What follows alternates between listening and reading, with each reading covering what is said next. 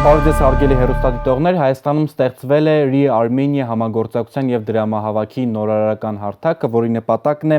համախմբել աշխարհի հայերին և լուծել Հայաստանում առկա խնդիրները։ Թե ինչ խնդիրների մասին է խոսքը և ինչպես կարելի է լուծել դրանք, մենք խոսենք Re-Armenia հարթակի հոգաբարձությունների խորհրդի նախագահ Դավիթ Հակոբյանի հետ։ Նա միջազգային զարգացման մասնագետ է, վերջին 26 տարիների ընթացքում աշխատել է Միացյալ Ազգերի կազմակերպությունում։ Դավիթ Հակոբյանը Սիրիայում ՄԱԿ-ի զարգացման ծրագրերի մշտական ներկայացուցիչն է եղել, իսկ նախքան այդ Աֆղանստանում, Սոմալիում ու Ղրղստանում մշտական ներկայացուցչի տեղակալը։ Այժմ նա նաև Արցախի պետական նախարարի գլխավոր խորհրդականն է։ Դավիթ Հակոբյանն այս պահին գտնվում է Միացյալ Նահանգներում և մենք նրա հետ կխոսենք հեռավար կարգով։ Բարև ձեզ, պարոն Հակոբյան, շնորհակալ եմ հարցազրույցի մեր հրավերն ընդունելու համար։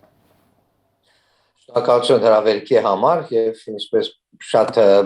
հաճելի է, իսկապես թեման շատ կարեւոր է եւ ինքս էլ պատրաստում եմ խոսել դրա մասին հայկական հասարակության հետ։ Շնորհակալ եմ, պարոն Հակոբյան, եւ Re-Armenia հարթակի մասին խոսենք, ինչ է այն իրենից ներկայացնում եւ ինչպես է այդ հարթակը աշխատում։ Սկզբունքային, գիտեք, ինչ շատ տարբեր քննարկումներ կար տարբեր շերտերում հասարակության եւ մի շարք ընկերներ, որոնք նախաձեռնող խումբն են, ես մի քիչ ավելի ուշ միացա, դա պատերազմից հետո է գաղափարը ծնվել, որ Re-Armenia ոնց որ restart է տալի, այսինքն նոր ծնունդ, նոր սկիզբ դնել ու փորձել նոր որակ, նոր ձև գտնել համագործակցելու համար ու կարևորը դա լինի թե Հայաստանում բոլոր հայերի համար, թե Արցախում, թե նաև Սփյուռքում, այսինքն բոլոր հայերը աշխարհում մի հատ ընդհանուր հարթակ են ունենում, որտեղ կարող են գտնել իրենց ցանկություններին, իրենց հետաքրքրություններին համապատասխան ծրագրեր, որտեղ կարող են իրենք թե մասնակցել ֆինանսավորմանը, թե մասնակցեն կառավարմանը, թե մասնակցեն որպես փորձագետներ տարբեր հարցերի շուրջը, թե նաև ինչ որ ծրագրեր կա, որտեղ նաև գրքեր են նվիրում, համակարգիչներ են նվիրում եւ տարբեր ավելի անմիջական օժանդակություն է իրականացվում։ Սովորաբար որ նախագծերն են ընդունվում հարթակի կողմից, ինչ չափանիշներ են սահմանված, օրինակ ովքեր կարող են ինչ կամ ինչ տեսակի, ինչ գաղափարներ կարող են ներկայացնել, հա։ Բազմաթիվ պետք է լինի կազմակերպություն, որը նախաձեռնությամբ հանդես է գալիս, այսինքն հասարակական կազմակերպություն, հիմնադրամ, ոչ շահույթ չհետապնդող կազմակերպություններ, որոնք ունենում են գաղափար, մեր կողմից գնահատում ենք, որպեսզի գաղափարը լինի ճիշտ եւ ժամանակին, այսինքն մեր գնահատականն ենք տալիս, որպեսզի թիմը մեր տեսակետից լինի կարող եւ նաեւ խնդիրը, որը իրենք ուզում են լուծեն, լինի արդիական ու հնարավոր լինի այն ռեսուրսների սահմաններում, որոնք իրենք առաջարկում են, հնարավոր լինի լուծումները բերել լուծմանը։ Եվ շատ կարեւոր է, այսինքն սովորաբար այդ հիմնադրամներ, դրամահավաքներ եւ այլն բազմաթիվ տարբեր ճանապարհներ կան դրան, այստեղ մենք ուզում ենք շատ ուշադրություն դարձնել նրան, որ դա համայնք է ստեղծում, անգլերեն ասում են community, այսինքն համակիրների, համախոհների համայնք ծրագրերի շուրջը, ու ծրագրերը բազմաթիվ տարբեր բնագավառների շուրջ են, դա կարող է լինի կրթական ծրագիր, առողջապահական ծրագիր, գյուղատնտեսական ծրագիր, համայնքների զարգացման, սպորտային, մշակութային եւ այլն եւ այլն, այսինքն 15 տարբեր բնագավառներ ունենք, որոնք այս պահին մենք գտնում ենք կարևոր բնագավառներ, ու այդ բնագավառներում մոտ 150 ծրագրեր տարբեր քննարկման փուլերի մեջ են գտնվում, մոտ 12-ը կարծեմ արդեն սայթի վրա է ու արդեն ներկայացված են, մի քանիսը արդեն հաջող դրամահավաք է իրականացվել, մի քանիսում արդեն հաջող համագործակցության հետաքրքիր օրինակներ է արտահայտվել, բայց դա նոր սկիզբ է, քանի որ սայթը հոկտեմբերի վերջին նոր սկսեց գործել, այսինքն մոտ 1.5 ամսվա կյանք ունի։ Պարոն Հակոբյան, հետաբար ովքեր են այդ ծրագրերի ֆինանսավորումն իրականացնում։ Դուք ասում եք համախմբել աշխարհի հայերին, առավել շատ Սփյուռքից են այդ գումարները գալիս, այդ ծրագրերն իրականացնելու համար, թե նաև Հայաստանից են։ Գիտեք ինչ, այս պահին, քանի որ դեռ նոր է սկիզբը, թվերը այդքան մեծ չեն ու հիմնականում իհարկե Հայաստանից են, ու մենք դեռ նոր, ու քանի որ մենք նաև ջանքերն են հիմնականում կենտրոնացված եղել Հայաստանի եւ նաև Արցախի վրա այս պահին, բայց քայլերը հետագա քայլերը մենք հիմա շատ ակտիվ քննարկում ենք, այսինքն իմ ընտանիքս ապրում է Սան Ֆրանցիսկոյի մոտ, այսինքն ես հիմա իրանց հետ եմ ու շատ տարբեր մարդկանց հետ եմ հանդիպում, վաղը թռնում եմ Սիետլ, այնտեղ իմ մյուս տղաս ապրում ու իր ընկերները ու նաև ուրիշ ընկերների հետ ուզում եմ հանդիպեմ, խոսենք նաև դրա մասին։ Մինչև այդ ամբողջ հոկտեմբերի վերջը եւ նոյեմբերի մեծ մասը ես պետնախարարի հետ Արցախի պետնախարարի հետ Արտակ Բեգլարյանի հետ Ամերիկայում շրջագայություն ենք, որտեղ Լոս Անջելեսից սկսեցինք մինչև Նյու Յորք, Վաշինգտոն, Բոստոն եւ այլն, հանդիպում ենք տարբեր թե համայնքների հետ, թե կազմակերպությունների, որոնք ուզում են օգնել, խոսքը իհարկե Ռեարմենիայի մասին չէր, ավելի շուտ Արցախի խնդիրների, Արցախի վերականգնման, Արցախի զարգացման, Արցախի պահպանման հետ կապված խնդիրներ են, բայց Ռեարմենիան այսպես թե այնպես դա նաև քննարկում էր որպես հնարավոր թափանցիկ համագործակցման պլատֆորմա, որի միջոցով մենք կարող ենք մի շարք ծրագրեր։ Ու ծրագրերի մեծ բավականին զգալի թիվը այս պահին, որոնք կայքում կան, Արցախի հետ են կապված եւ Արցախի ապագային ուղղված նաև ծրագրեր են։ Հարթակում ներկայացված է, որ այն տրամադրում է գիտելիք, փորձ եւ ֆինանսներ։ Ֆինանսների դեպքում հասկանալ, իսկ գիտելիքն ու փորձը ինչպես է տրամադրում։ Դա իսկապես շատ կարևոր է, որ դա միայն դրամահավաքի հարթակ չի, դա նաև մարդիկ դիտենք ծրագիր է, ներկայացում է, այդ ծրագրին մասնագետներ են պետք գյուղատնտեսության բնագավառում կամ մասնագետներ են պետք կրթության բնագավառում։ Մի շարք Արցախում դպրոցների հետ նաև կրթական բարձր տեխնոլոգիաների հետ կապված մի քանի ծրագրեր ունենք, Արցախում նաև, որը մենք ապագայի շատ կարևոր տեսիլքի մաս է կազմում, ուզում ենք այդտեղ Թուրքից մասնագետներ ներգրավենք, որոնք իրենք կարող են on-line դասավանդումներ տալ ծրագրավորման մասին, չգիտեմ, դրոնների կառավարման մասին եւ բազմաթիվ ուրիշ հարցերի մասին, որոնք այս պահին ակտուալ են ու ես ինքս երևի Արցախում այցելել եմ սահմանամեծ գյուղերի մեծամասնությունը ու ոդ այդ երեխաների բաց աչքերի լույսը որ տեսնում ես, ինչքան իրանք ծարավ են գիտելիքի ու կարոտ են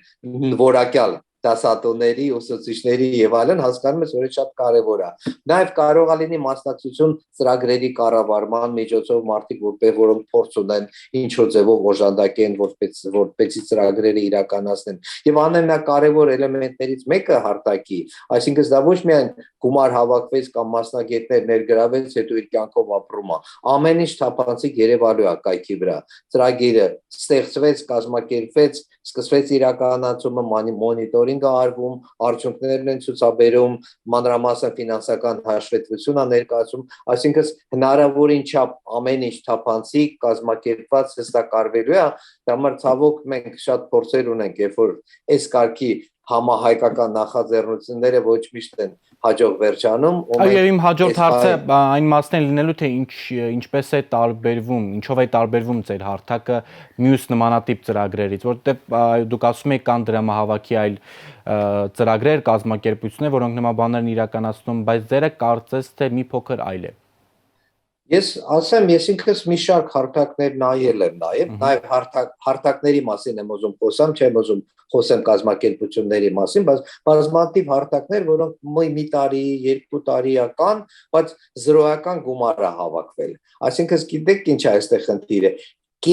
Կիսատ որակ ունեցող հարթակները, որտեղ մարդիկ վստահություն չունեն։ Իրանք կամ հաջող են լինում, կամ լրիվ անհաջող, այսինքն մի քիչ հաջող չի ստացվում, էլ այդ հարթակները ընդհանրապես crowdfunding-ի ու մեր մի շարք նախաձեռնողներից ու մասնակիցներից մի քանիսը crowdfunding որպես բիզնեսի շատ հաջող փորձ ունեն ու նաև իրենց փորձն են այստեղ վերում կիրառում։ Այսինքն ամեն ինչ, թե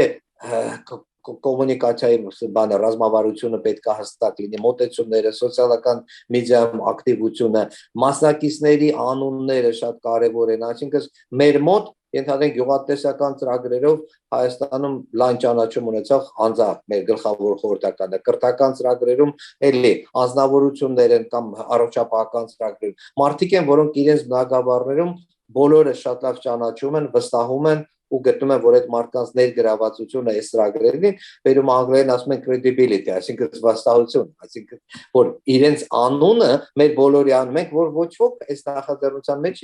իսկապես կան կոնկրետ աշխատողներ, բայց թե թե հիմնական հիմնադիրները մարդիկ մենք շահ գումար աշխատելու խնդիր չունենք։ Մենք ինքներս կայացած մասնագիտական ֆինանսական առումով մարդիկ ենք, որոնց այս կայքի խնդիրը որ դա արդյունք բերի ու հնարավորին չափ հասնենք օգնության ինչքան հնարավոր է տարբեր տեղերում գտնվող մարդկանց։ Ես նշեցի Արցախը, Սյունիքը եւ բազմաթիվ ուրիշ տեղեր, որ այսօրվա Հայաստանում ունեն այդ կարիքը։ Ու սա նաեւ իսկապես կա մոտեցում, որ կարող է մի քանի մեծ բարերար միանգամից մեծ խնդիրներ լուծեն, մենք այստեղ փորձում ենք որ բազմաթիվ մարդիկ փոքր գումարներով համագործակցեն ու միասին լուծեն կարևոր խնդիրներ։ Պարոն Հակոբյան, մինչև այս պահը շատ են եղել նախագծերը, որոնք ներկայացվել են, եւ արդյոք դրանցից քանիսն են օրինակ ընդունվում ձեր կողմից։ Կա այդպիսի ինչ որ վիճակագրական Այո, սա ստատիստիկա մոտավորապես ունենք, ընդհանրապես խոսացել ենք մոտ 150 ծրագրերի մասին, կազմակերպություն դիմել են, գնահատել ենք։ Այս պահին կայքում կա 12 ծրագիր, որոնք արդեն որից 3 արդեն դրամահավաքը վերջացել է, մոտ 15 ծրագիր արդեն վերջնական ֆազային է մոտենում, որ պատրաստ է լինելու ու ներկայացվելու է շուտով կայքում, ինձ թվում է մի ամսվա մեջ մենք արդեն մոտ 25-30 ծրագիր կունենանք կայքում ու նաև տակտիկական որոշումներ ենք ընդունում, ինչքանով ճիշտ է շատ ծրագրեր ունենալ, թե պետք է կենտրոնանալ մի քանի հաջող ծրագրերի վրա, հետո կառուցել։ Նաև մոտեցումներից մեկը նա է, որ մենք չենք ուզում, որ սա լինի բազմաթիվ հարթակներից մեկը։ Սա բավականին մարդիկ, որոնք ներգրաված են, մենք ուզում ենք սա ստեղծենք ոչ թե մեր հարթակն է, այլ ուզում ենք որ դառնա համահայկական հնարավոր հարթակ, որտեղ եթե հայ բարեգործական միությունը ուզում է crowdfunding-ով գումար հայտարարի իր ծրագրերին դրազում, կամ Ավրորայի նախաձեռնությունն է, կամ չգիտեմ, ավետարանչական եկեղեցին է, կամ մյուս կազմակերպությունները հայկական, համահայկական, իրենք կարող են ասել մենք դնում ենք ենթադրենք $50,000 այս ծրագրին, եկեք Armenia-ի միջոցով փորձենք եւս $50,000 կամ $100,000 հայտարարենք ու ծրագիրը մեծացնենք։ Այսինքն սա ոչ թե մենք եւս 100 հատ ուրիշ կայք կա կամ համակարգեր կան եւ եւս մի հատ մենք ուզում ենք հնարավորություն որ դա բաց լինի բոլորի համար ու բոլորը ներգրաված լինեն, որ դա համայնք ստեղծվի, համահայկական ցանցային համայնք ստեղծվի, որտեղ ծրագրերը ստեղծվեն, ձևակերպվեն, կատարվեն եւ արդյունքները ամփոփվեն։ Պարոն Հակոբյան, ինչպես են ծրագրերը վերահսկվում։ Այսինքն մարդիկ ինչպես կարող են վստահ լինել, որ օրինակ իրենց ուղարկված այդ գումարը հասնում է իր նպատակին։ Մենք հատուկ ունենք անձնավորություն, որը բավականին փորձ ունի այդ բնակավարում, ֆինանսական կառավարման բնակավարում, իր անմիջական պարտավորությունն է թե սկզբանե վերահսկել, որ ճիշտ բյուջե կազմված լինի, ճիշտ նպատակներ դնեն եւ վերջո վերահսկումը պետք է լինի թե ֆինանսական վերահսկում, թե արդյունքների վերահսկում։ Կարող է գումարը ծախսեն առանց ոչ մի կոռուպցիոն ռիսկերի, բայց վերջո արդյունք չստանան։ Եվ այդ երկուսն էլ կարևոր է, որ հստակ արդյունքները դնում են ու դա on-line monitoring-ա լինելու, այսինքն ծրագրերը լինելու են նկարներ արնելու, այոնակ մի հատ փոքր հաջողակ այս ծրագիր, որ 3 վերջացվեց դրամավակը, Վաղուհաս գյուղում, Մարտակերտի շրջանում Արցախում, որը իմ ամենասիրած գյուղերից մեկն է, ֆենոմենալ բնություն է, հիասքանչ մարդիկ, ամեն մի ընտանիքը 6-ից 8 երեխա ունի ու այդ գյուղում իրանք ուզում են գրադարան եւ խաղահարապարակ ստեղծեն երեխաների համար, որ գնում ես այդ երեխաների աչքերը տեսնում ես, ինչքան լույս կա մեջներ, ինչքան ցանկություն կա նոր գիտելիք ստանալու ու միանգամից, ասիկա այդ հիմա արդեն գումարը կա, հիմա խաղահարապարակը կլինի, գրքեր են հավաքվել, ինչ որ մարդիկ համակարգիչներ են նվիրում եւ այլն, այդ գյուղի մասին պատմությունը շուտով սկսվելու է։ Հիմա դրամահավաքը վերջացվեց, հետո պատմությունն է գալու։ Այս երեխաները, այս խաղահարապարակում, այս հաճույքն են ստանում, այս ձևով կրթվում են, այս ձևով զարգանում են եւ այլն եւ այլն։ Պարոն Հակոբյան, դուք նաև Արցախի պետական նախարարի գլխավոր խորհրդականն եք, մինչև այդ էլ 2021 թվականի ապրիլին նշանակվել եք Արցախի նախագահի աշխատակազմի ղեկավարի առաջին տեղակալը։ Հեշտ էր Միացյալ Ազգերի կազմակերպությունում թողնել աշխատանքը եւ վերադառնալ Հայաստան, Արցախ։ Ես արդեն ինչ-որ ժամանակ մտածում էի, ճիշտ ասած 27 տարի աշխատել եմ Միացյալ Ազգերի կազմակերպությունում, 15 տարբեր երկրներում ու 10 տարի ես աշխատել եմ Աֆղանստան, Սոմալիա եւ Սիրիա։ Բավականին, այսինքն ես տեսել եմ պատերազմներ, տեսել եմ շատ ցավալի հետևանքներ պատերազմների, երբ որ ինձ ասում են որ Հայաստանում վերջն է, դրանից եկող մեր տեղ չկա, ասում եմ գնացեք ես 4 տարի Սոմալիայի մայրաքաղաք Մոգադիշոյում ապրել եմ, որ աշխարհի ամենավտանգավոր տեղն է։ Ասում եմ գնացեք մի շաբաթ այնտեղ ապրեք, հետո կգաք կտեսնեք ինչքան շատ ավելի լույս եւ հույս կա Հայաստանում, թե նաեւ Արցախում, էլի։ Այդ առումով ամեն ինչ չի որ մեկ իհարկե դժվար պահ ենք անցնում, բայց իմ համար էլ կարևոր էր, որ ՄԱԿ-ում ես ի վերջո հասել եմ բավականին հաջողությունների, շատ հետաքրքիր կենսագրություն եմ եղել, տեսել եմ սարսափելի ճգնաժամեր, եղել եմ սարսափելի իրավիճակներում, երբ որ ես չգիտեի մոտակա մի ժամվա մեջ իմ հետ ինչա պատահելու, ճամփորդել եմ շատ տարբեր տեղեր, տարբեր հետաքրքիր հանդիպումներ, երկրի ղեկավարների, դեսպանների, նախարարների, տարբեր երկրի ղեկավարների ծառիկներ ա եղել շատ առաջվելու, բայց հետո հասկացա ինչ որ մի պահ եկավ մեջ, որ հասկացա այդ ամենը տեսնելուց հետո ես ուզում եմ հնարավորինչ փորձեմ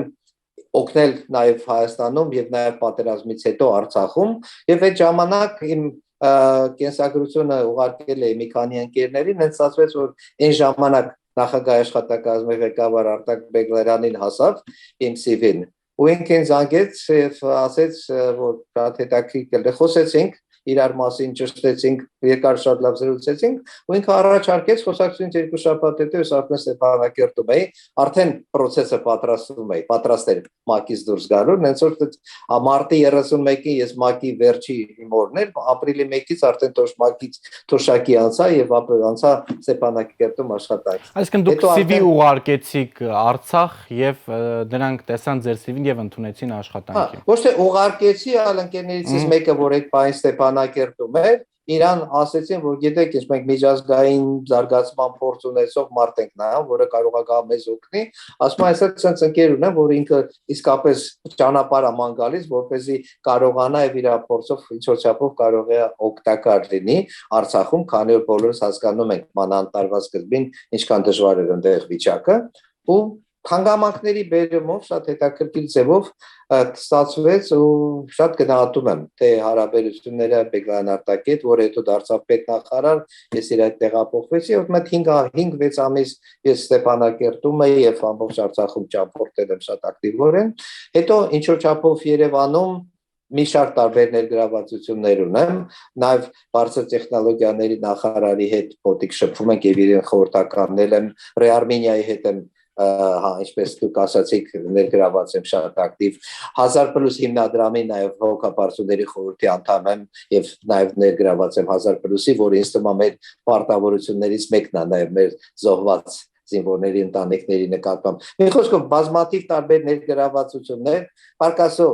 ֆինանսական խնդիրները հիմնականում լուծված են եւ կարող եմ ինձ թույլ տալ հնարավորին չափով առանց որևէ աշխատել այն հարցերի շուրջ, այն զբաղվել այն բաներով, որը ինձ հաճելի է, ու այս բանին մեծ հաճույք եմ ստանում։ Հիմա ուղղակի ընտանիքիս հետ եմ հունվարի սկզբին վերադառնալ եմ Երևան եւ Ստեփանակերտ, ու սորերն եմ հաշվում, երբ եմ վերադառնալու։ Ձեր ընտանիքը դեռ Միացյալ Նահանգներում է, պատրաստվում են նրանք էլ հայրենադարձվել Հայաստան։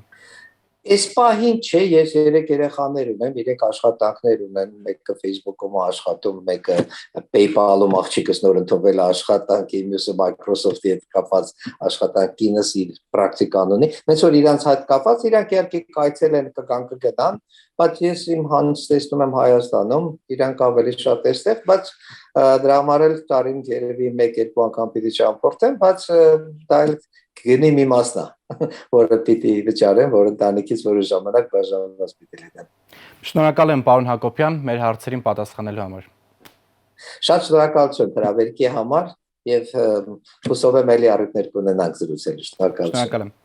Հարգելի հեռուստադիտողներ, ես հիշեցնեմ իմ հյուրն էր Re-Armenia համագործակցության եւ դրամահավաքի հարթակի հոգաբարձությունների խորհրդի նախագահ Դավիթ Հակոբյանը։ Մենք նրա հետ զրուցում էինք հարթակի ընդհանուր գործունեության մասին, ինչ ծրագրեր է իրականացնում հարթակ, ինչպես կարող են մարդիկ այդ հարթակում նախագծեր, գաղափարներ ներկայացնել եւ ինչպես կարող են դրանք ընդհանուր առմամբ հաստատվել։